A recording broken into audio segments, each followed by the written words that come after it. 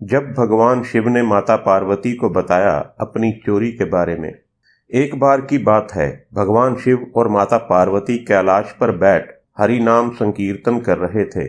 उसी समय भगवान शिव ने माता पार्वती से कहा, आज मैं आपको अपनी एक चोरी के बारे में बताना चाहता हूँ। ये सुन माता पार्वती जी को बड़ा अजीब लगा और वह बोली, आपकी चोरी? परंतु आपको चोरी करने की क्या आवश्यकता पड़ गई? ये सुन बाबा मुस्कुराए और बोले, हाँ, मेरी चोरी। ये बात आज तक किसी को नहीं पता कि जब भगवान राम बाल रूप में अयोध्या जी में प्रकट हुए थे, तब हम और काकभुशुंडी जी मनुष्य का शरीर बनाकर उनके दर्शन के लिए गए थे। भगवान शिव बताते हैं कि उन्होंने मदारी का भेष बनाया था और काकभुशुंडी जी उनके जंबूरे बने थे।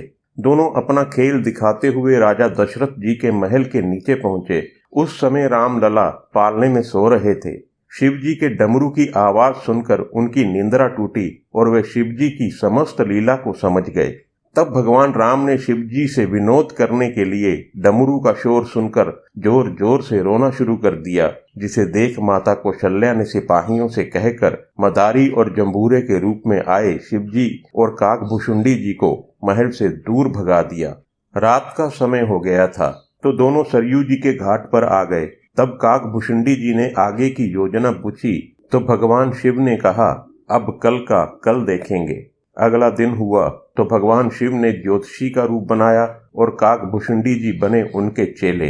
वे दोबारा दशरथ जी के महल के पास पहुंचे और लोगों को उनका भविष्य बताने लगे। तभी शिव जी ने महल की एक दासी को अपने बच्चे के साथ वहां से जाते देखा और काकभुशुंडी जी को उसे बुलाने का इशारा किया।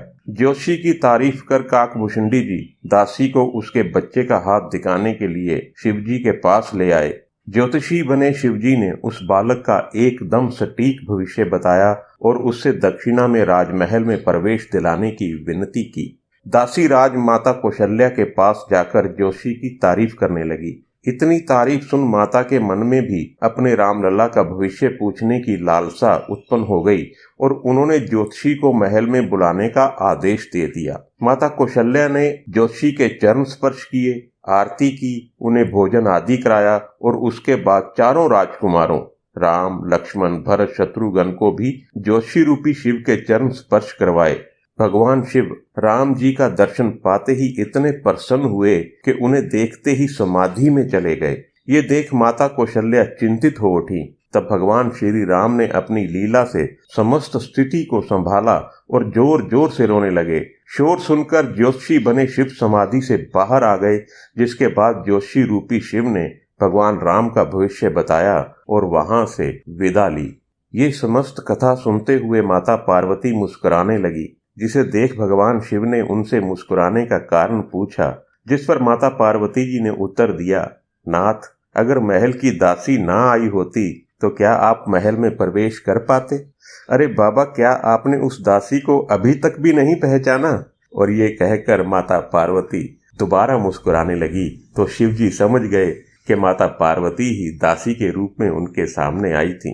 दोस्तों, वास्तव में भगवान शिव की रामलला को देखने की मनोकामना को पूर्ण करने के लिए माता पार्वती ने ही महल की दासी का रूप बनाया था। दोस्तों, अगर आपको ये कहानी थोड़ी भी अच्छी लगी हो तो चैनल को सब्सक्राइब जरूर कर दीजिएगा, वीडियो को लाइक करके कमेंट कीजिएगा। जय भोलेनाथ।